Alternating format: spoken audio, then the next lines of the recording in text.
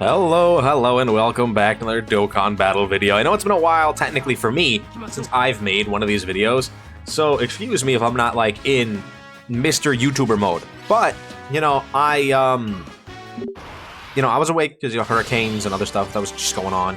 But we're back. I'm able to, like, actually do stuff now, which is, pretty neat. But, we're in the Bulma fight today because, of course, we are. Like, I don't think I can, I don't have very many options for fights nowadays, which is kind of sad, right? Because you would think, with all the amount of content that they've given us, right, that it would be easy to have 7 different fights to go into for one of these videos, for the series, right? And it just keeps getting, harder and harder to do that, because a lot of these fights are either not that great or just don't really mesh well with what we're doing. So it's just kind of awkward sometimes.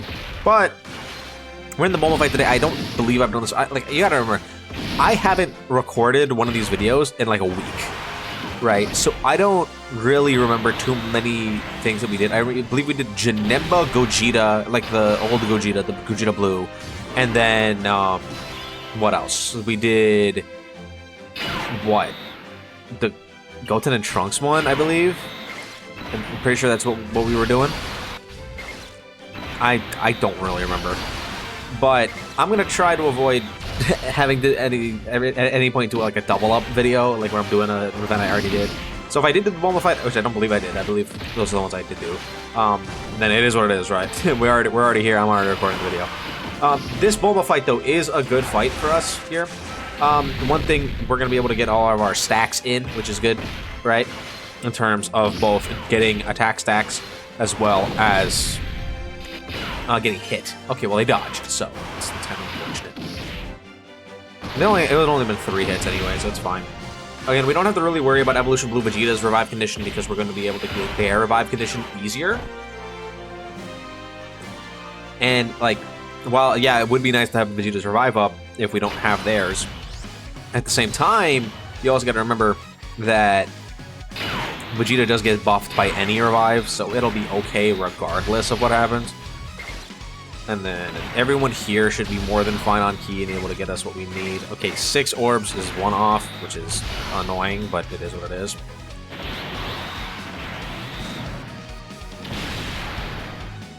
I don't believe we should struggle to get key anywhere. Who's coming out of this? Gogeta? Yeah, he's another Rainbow Orb Changer, right? So pretty much every single unit that we have on the team has some way to get a guaranteed additional attack. Whether that be collecting Rainbow Orbs, getting a certain amount of key level, or something like that. Every single one of our characters have that, in their pocket. So this int phase really shouldn't be an issue for us.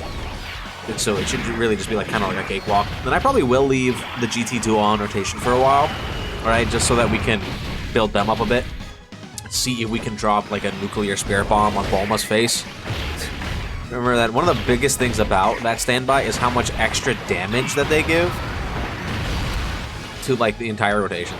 So hopefully what we're going to be able to do, right, is have that up while we do this. I don't know. We could drop it during the Miraculous Punch. We could also just have a decent rotation going and let the 70 or 80% of offensive support do its thing, and then at the very end, Vegeta will go do his attacks and then drop the Spirit Bomb. We'll probably do something like that, just to show off different scenarios with the Spirit Bomb, because it hurts. It hits really really hard. So it's we can make things work here. Also, in the time since I've been gone, I will mention I beat Persona 3 Reload. Phenomenal game. Heavily recommend. If you have Game Pass, go play Persona 3. That was a experience, to say the least. That was just a great time all around. I thoroughly enjoyed it. Had literally 0 issues with it. Go play it. Great game. Fantastic game. Absolutely phenomenal, wonderful game. Loved almost every single minute of it. I don't think there was a single section of the game where I was God, this sucks.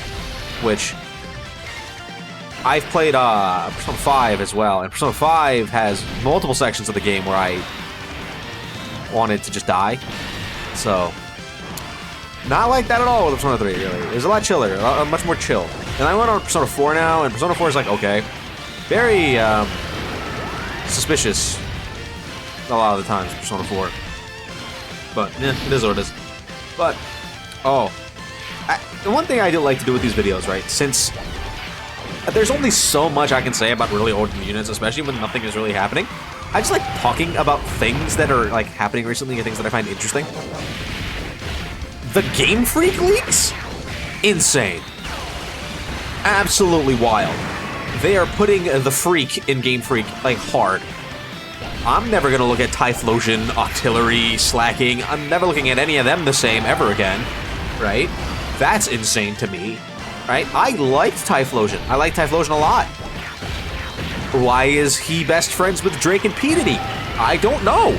Like, we need to, like, have these discussions about poor Typhlosion.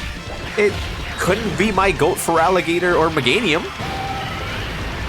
Really unlucky to be a Typhlosion fan today, or I guess technically it was like yesterday, and the whole weekend was just insane.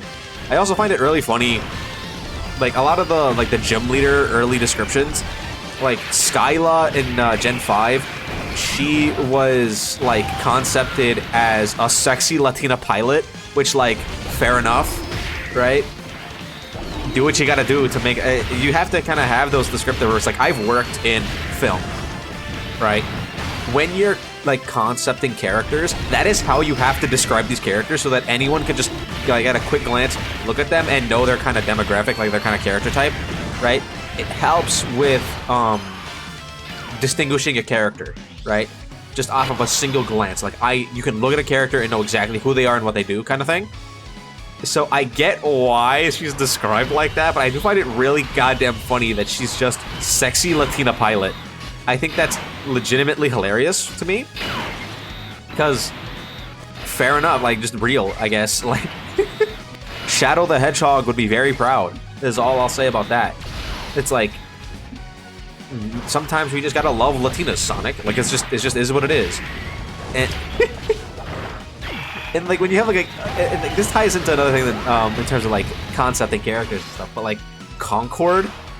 The reason that game failed is because like you can't look at the characters and know what the hell they do, right? But if you have sexy Latina pilot, it's pretty easy to look at a character who's concepted as sexy Latina pilot and see a sexy Latina pilot, right? It's not like if you do it right, it makes sense. But if you do it like Concord, it doesn't really make a whole lot of sense.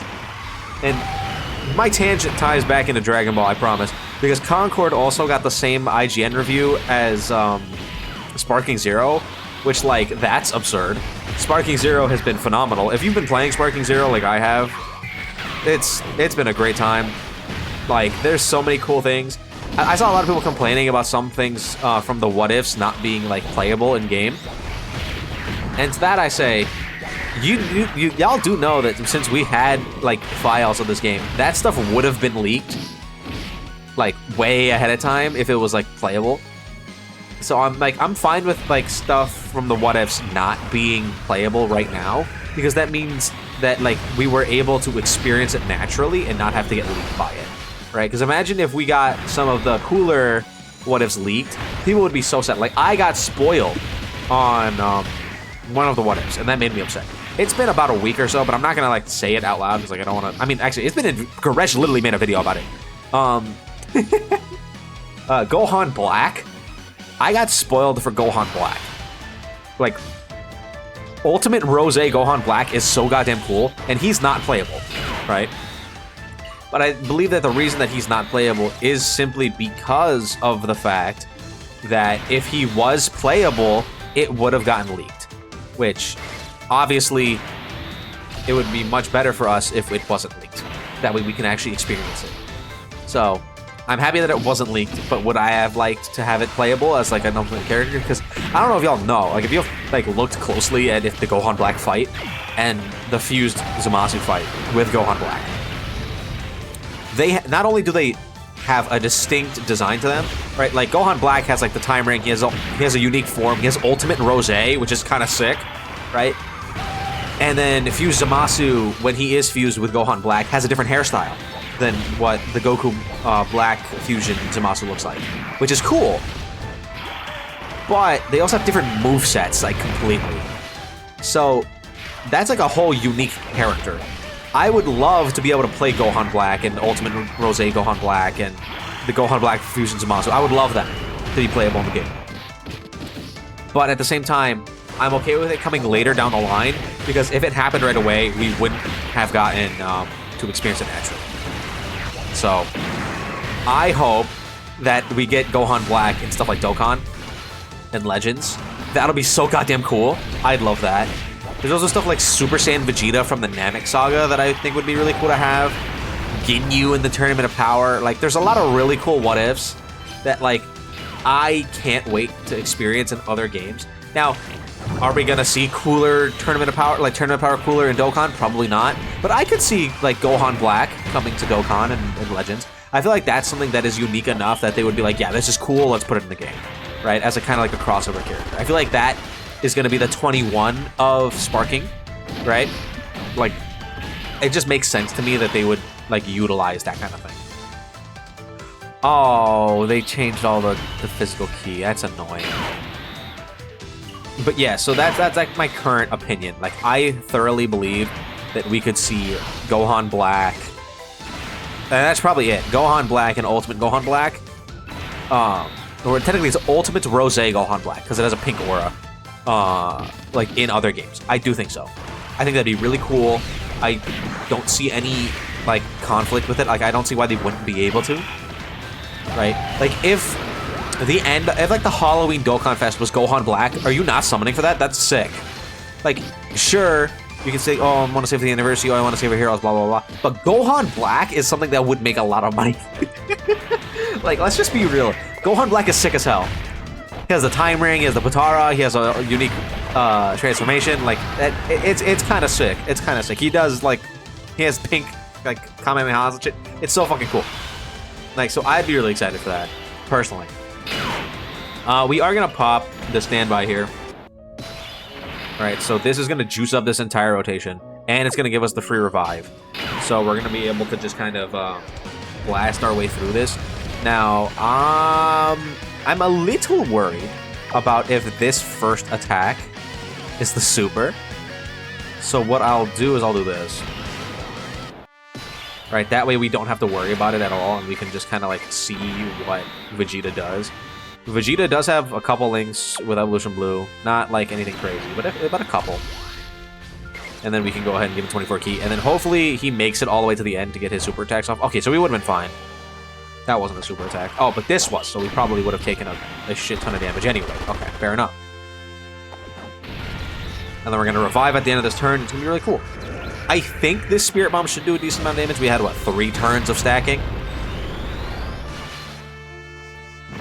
And we're going to be able to super attack hopefully twice beforehand. Remember, any super attacks that Super Saiyan Vegeta does before the Spirit Bomb goes off, like, massively buff how much damage the Spirit Bomb does. Oh, 11 million on his own is kind of crazy.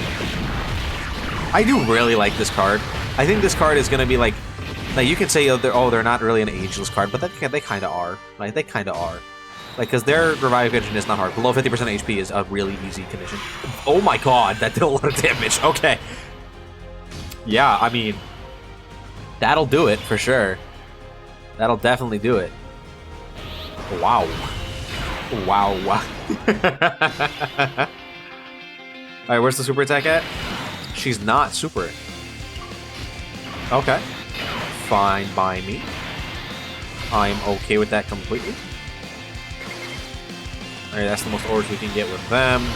And then we can pop this. Get the 23 to the Miraculous Punch next turn. Remember that since we did revive, we do have post-revive Evolution Blue Vegeta now. He's not going to have the guard, but he's going to have the massive stat buff. Which is still, you know, really helpful. Right? Especially when it comes to a character, or like a fight like this Bulma, where she is just doing stupid amounts of stupid damage, right? Gigantic big PP damage. She literally is smacking you with the power of Shenron, which is kind of insane. Right? Which is like, I wish for you to die, and then you just do, and that's just kind of how it is. Oh my god, Vegeta, okay. That was, what, a 30 million crit? He's a little good. He's a little good. Just a little bit. A little bit. I think this fight actually might be over right here. And even if we do make it to next turn, we have Gogeta's taunt. So, yeah. I don't think we're gonna have to really worry about much. Very free and casual yap session. We talk about pretty much nothing the entire time. Alright. I mean, let's be real. That Spirit Bomb did what, 4 health bars? Or something crazy? It did what, 2.7 million or something like that? Or 27 million? It was some stupid number. Oh, okay. So she's still alive, which is kind of cringe, to be honest.